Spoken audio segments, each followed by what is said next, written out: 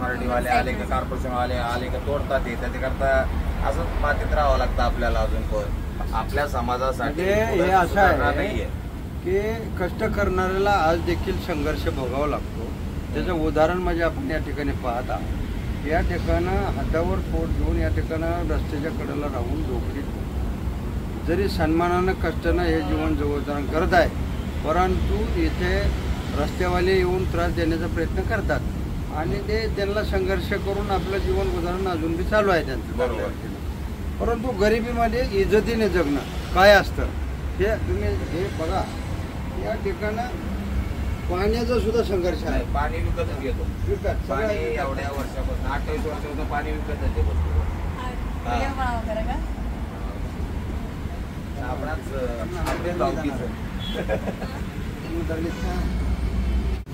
आपण म्हणताल की बाबा हे कष्ट करीत तर सगळेच कष्ट करतात, परंतु हे कष्ट वेगळं आहे. ज्याला हमेशा चोर दरोडेखोर म्हणून गावात उसाच्या बाहेर पळवलं जात होतं. अगदी तुम्हाला सांगायचं झालं तर रस्त्यावर सुद्धा यायला परवानगी नव्हती. अशा संभाजीनगर जिल्ह्यामधील एक व्यक्ती आयुष्याला कटाळतो, घर सोडतो आणि घर सोडून मला स्वाभिमानाने कष्टाने जगायचं आहे, मला या जगाला दाखवून द्यायचं आहे, माझ्याकडं काही नसलं तरी चालेल परंतु मी एक दिवस सगळ्यांचे मन जिंकेल, अशा विचाराचं एक कुटुंब. मी पैठण या तालुक्यामध्ये गेलो होतो. त्या ठिकाणी सुरुवातीची अवस्था इतकी भयानक होती की त्या ठिकाणं लोक एकत्र आले, त्यांच्याकडे कोणी बोलायला लागलं तर रस्त्यावर यायला त्यांना परवानगी नव्हती आणि रस्त्यावर जर कोणी आलं तर पहिलं पोलीस गराडा घालायचे आणि पैठण पोलीस स्टेशनला जाऊन टाकायचे आणि त्यांच्यावर पेंटिंग कुणी टाकले जायचे. कुणी करत असे कुणी नसे, परंतु करणाऱ्यांनी काय करावं? ज्याला घर नाही, दार नाही, ज्याला राहायला तीर्थ नाही, ज्याला जनावरांपेक्षा भयंकर जीवन आहे, असं हे कुटुंब लहान मोठं बाया पोरं सहित भिक्षा मागणार दिवसा आणि संध्याकाळी पोटाची उपजीविका भागवण्याकरता छोट्या मोठ्या अन्नधान्याच्या चोऱ्या करत होते. त्यांना राहायलाच नव्हतं, त्यांना शासनात सुविधाच नव्हत्या.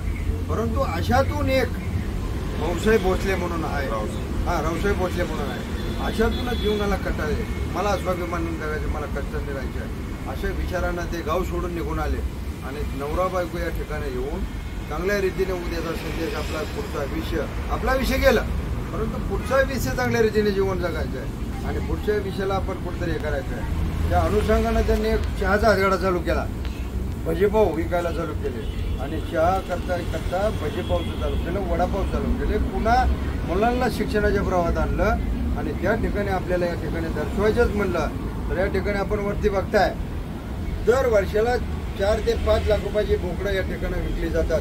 ते बोकडं लहान घ्यायचे आणि लहान बोकडं घेऊन त्यांचा सांभाळ करायचा, त्या ठिकाणी त्यांना ते विक्रायचे, पुन्हा बारकी बोकडं घ्यायचे. ह्याच्यातूनच जीवन उभं करून त्यांनी स्वाभिमानानं जीवन म्हणून काय जगायचं आहे तर मी 1 गुंठा जागा घेईल, त्या ठिकाणं घर बांधेल आणि त्या ठिकाणं मी उद्याच्या युगाला दाखवून देईल की आम्ही जंगली आहोत, आम्ही रानामध्ये राहणारे आहोत, परंतु रानामध्ये राहत असताना देखील आम्ही निसर्गाचे पूजक आहोत. हे जर पाहायचं असेल तर या ठिकाणी आपल्याला पाहायला मिळतं. मी हमेशा 10 वर्षे बोलत असतो की आदिवासी पारधी समाज हा निसर्गपूजक आहे.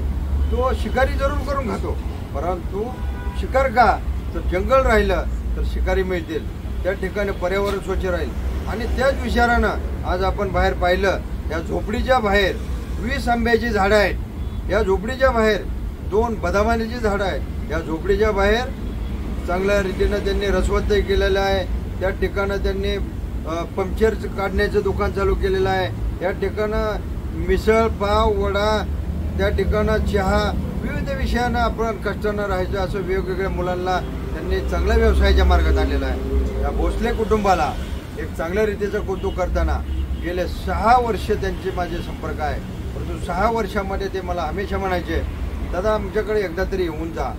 मला एकच त्यांची आवड आहे, त्यांचं कष्ट आणि त्यांचं मेहनत. या मेहनतीवर त्यांनी सगळ्यांची मनं जिंकलेली आहे. आम्ही फक्त नामधारी पाहतो, जीवन काय आहे, संघर्षाचा धागा काय हे दाखवताना चोर दरोडेखोर हे नावाची कलंकित दरी दूर करताना, एक जीव करताना यांच्या मनातील भीती दूर झाली पाहिजे, यांना स्वाभिमानानं जीवन जगता आलं पाहिजे. आणि ते कोण आहेत तर ते आदिवासी पारधी समाज आहे. तो चोर नाही, तो कष्टकरी आहे, तो सन्मानाने जीवन जगणार आहे. फक्त त्याला सांभाळून घ्या, त्याला गावकोसाच्या आत घ्या आणि त्याला गावकोसाच्या आत घेतल्यानंतर शासनाच्या सवलती त्यांच्या घराघरापर्यंत पोचवा. जरूर एक दिवस उद्याच्या युगामध्ये एक चांगल्या रीतीचा संदेश उद्याची पिढी यांचे देखील IAS होतील, यांचे देखील IPS होतील या विचारानं गेले 30 वर्ष आम्ही निस्वार्थपणानं काम करत असताना हजारो पीडित कुटुंबाला आपण चांगल्या प्रवाहात आणलं. हे दर्शवण्याचा जर विषय झाला तर आज आपण हे बघा, या ठिकाणं ज्याला कलंकित नजरेनं पाहिलं गेलं होतं, ज्याला या व्यवस्थेनं गाव सोडून पळण्याची ज्याला वेळ आली होती आणि गाव सोडून चोर म्हणून पळायचं, माणूस म्हणून जगायचं नाही, चोर म्हणून पळवायचं आणि चोर म्हणून पळायचं.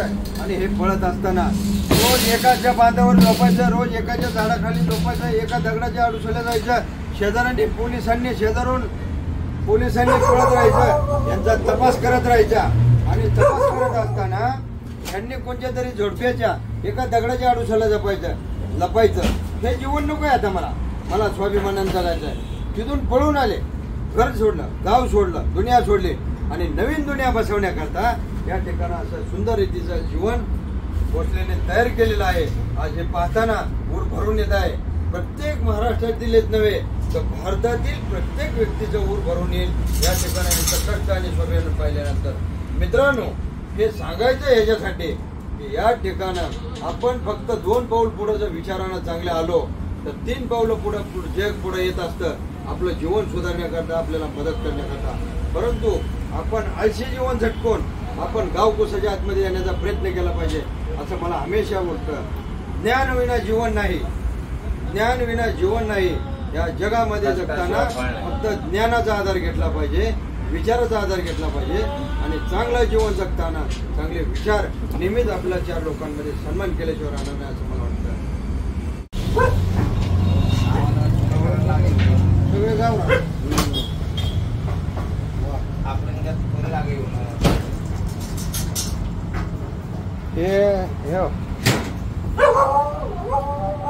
मी आता म्हणलं तुम्हाला, आताच म्हणलं हे सगळ्यात महत्वाचा विषय. याला पौष्टिक अन्न म्हणजे एवढंच आहे, तुरी आहे ना ती तुरीचं पुस्तक आणि ह्याच्यावरच बोकडं सणसणीत वाटते चांगलं. आता किती बोकडं आहेत? 20 बोकडे. हा 20 सगळे मिळून. वा, सगळे गावरान, सगळे गावरानच आहे ना हे. सगळे गाव. ह्याला घेऊन आला पाहिजे एकदा. कोणाला? बिभीषणला. त्याला आवड आहे, त्याला लय आवड आहे. हे गावरान बोकडं असं सांभाळणं. किती महिने सांभाळतो तुम्ही? ते 12 महिने असतात आपल्याकडे. हा 12 महिने असतात. 12 महिने 12 महिने असतात.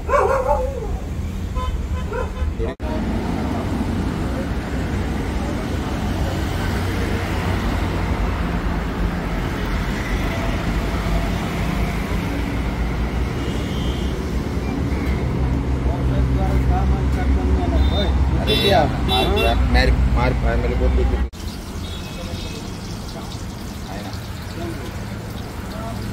शिवाजीराव चहा बरा.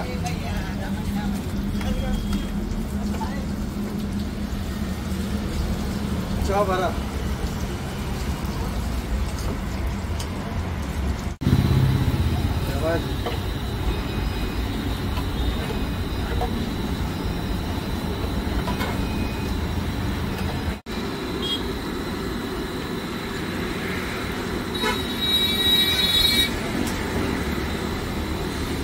महत्वानं त्याने हा फोटो ना काढजा, हा महत्वाना फोटो जरा